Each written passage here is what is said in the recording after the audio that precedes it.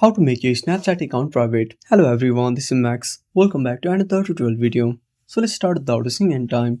Also make sure to watch this video till the end. So first of all, open up Snapchat on your device. Now tap on the profile at the top left corner. Now tap on settings at the top right corner. Now scroll down.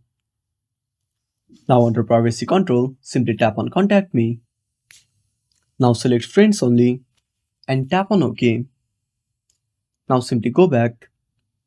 Now tap on view my story. Now select friends only and go back. Again tap on comment settings. Now select auto approve my friends or select manually approve.